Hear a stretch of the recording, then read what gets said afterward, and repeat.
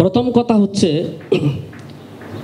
এখানে লেখা আছে মঞ্চের নাম জাতীয় শিক্ষা সংস্কার মঞ্চ।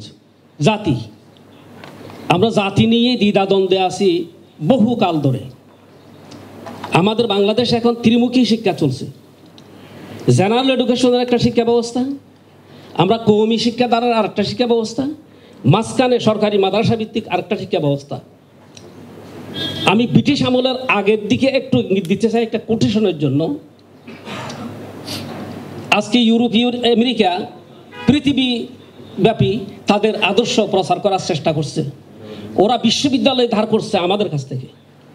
টিউনিসিয়ার আগে পৃথিবীতে কোনো বিশ্ববিদ্যালয় তৈরি হয়নি। আপনারা যারা বিদগ্ধ শিক্ষাবিদ আছেন, ইতিহাস জানেন, আপনারা জানা আছে টিউনিসিয়ায় সর্বপ্রথম ইসলামী বিশ্ববিদ্যালয় তৈরি হয়েছে।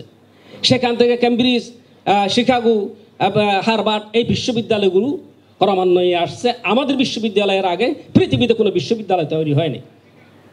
সেই বিশ্ববিদ্যালয়ের কনসেপ্টটা ছিল ইকরা বিসমি রাব্বিকাল্লাযী খলাক। এই ইকরা শব্দ থেকেই যাত্রা শুরু হয়েছিল। অনেক লম্বা ইতিহাস। আমি ভারত উপমহাদেশে একটা কথা বলি। ব্রিটিশরা আমাদের দেশ 1757 সালে দখল করার পূর্বে একক শিক্ষা প্রতিষ্ঠান ছিল। স্কুলও ছিল না, কলেজও ছিল না, বিশ্ববিদ্যালয় ছিল না, মাদ্রাসাই ছিল। ওই মাদ্রাসা থেকে শিক্ষাধারাই একই প্রতিষ্ঠান থেকে ইসলামী সংস্কার মুজাদ্দিদ আলফে সানি সৃষ্টি হয়েছে। একই শিক্ষা প্রতিষ্ঠান থেকে উপমহাদেশের শ্রেষ্ঠতম প্রধানমন্ত্রী সাদুল্লাহ খান তৈরি হয়েছে। একই শিক্ষা প্রতিষ্ঠান থেকে চিকিৎসা বিজ্ঞানী হাকিম আজমল খান তৈরি হয়েছে। একই শিক্ষা প্রতিষ্ঠান থেকে তাজমহলের আর্কিটেকচার মুআম্মর তৈরি হয়েছে।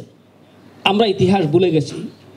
বাঙালি জাতীয়তাবাদ, বাংলাদেশি জাতীয়তাবাদ ভারতের পক্ষে না, চীনার পক্ষে যাব না, আমেরিকার পক্ষে যাব, এই অবস্থায় পড়ে আমরা বাংলাদেশটাকে ডুবিয়ে ফেলেছি।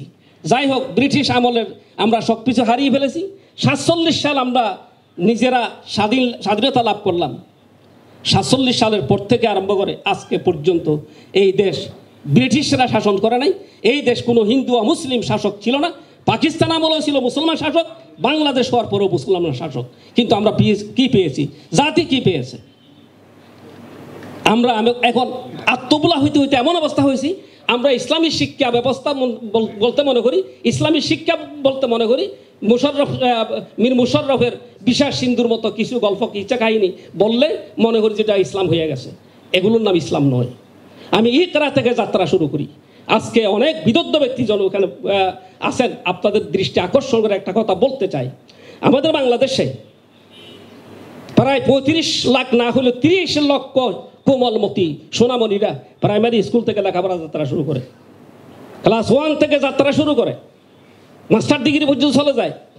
আমরা যারা মাদ্রাসার লাইনে আসি, আমরা চেষ্টা করি বাচ্চাদেরকে কোরআন শরীফ তেলাওয়াত শিক্ষা দেওয়ার জন্য। আমি আজকে এই হাউসে দাবি করছি, আমি সেদিন ডক্টর ইউনূস সাহেবের ওখানে বৈঠকও দাবি করছি যে আমাদের আগামী শিক্ষাবর্ষ 2025 সালের শিক্ষাবর্ষ থেকে প্রত্যেক প্রাইমারি স্কুলে কোরআনের শিক্ষা, কোরআনের পাঠদান শিক্ষা দেওয়া বাধ্যতামূলক করতে হবে। কিসের মুসলমান, কিসের মুসলিম রাষ্ট্র? 97 জন মুসলমান হয়েছি, 100 জনেই মুসলমান হয়েছি, কোরআন শিখতে পারে না। আমি ওনাকে বলছি, কেন জানেন স্যার? আপনার প্রাইমারি স্কুলের হেডমাস্টারও কোরআন শরীফ পড়তে জানে না। এই জন্য আমরা কওমি মাদ্রাসা থেকে শিক্ষক দেব। প্রত্যেক প্রাইমারি স্কুলে একজন কওমি মাদ্রাসার আলেম শিক্ষক থাকবে, যিনি বিশুদ্ধ কোরআন শরীফ তেলাওয়াত করতে পারেন। তাহলে উনি প্রাইমারি ক্লাস 1 একটা ক্লাস নেবেন, ক্লাস 2-তে একটা ক্লাস নেবেন, 3-তে একটা ক্লাস নেবেন, 4 একটা ক্লাস নেবেন, ক্লাস 5 একটা ক্লাস নেবেন, খুব সংক্ষিপ্ত পরিসরের ভিত্তিতে। তাহলে একটা ছেলে ক্লাস 1 থেকে ক্লাস 5 পর্যন্ত তার শিক্ষা জীবন শেষ করতে করতে পবিত্র কোরআনের বিশুদ্ধ তেলাওয়াত সে শিখতে পারবে। সেই সাথে ওযু গোসলের জরুরি বিষয়গুলো শিখতে পারবে, নামাজের 13 ফরজ, 14টা ওয়াজিব, 12টা সুন্নাত মুআক্কাদা শিখতে পারবে। এগুলো না শিখাইয়া আমরা শিক্ষা সংস্কার করবো কি দিয়া? জাতি গঠিত হবে কি দিয়া? এই জন্য আমি হাউসে স্পষ্টভাবে বলতে চাই, আপনাদের পক্ষ থেকে দাবি আসা উচিত যে আমাদের আগামী শিক্ষাবর্ষ থেকে বাচ্চাদের কোরআন শরীফের তেলাওয়াত শিক্ষা করার জন্য প্রত্যেক প্রাইমারি স্কুলে শিক্ষক নিয়োগ করতে হবে। কারণ এটা না হলে হবে না।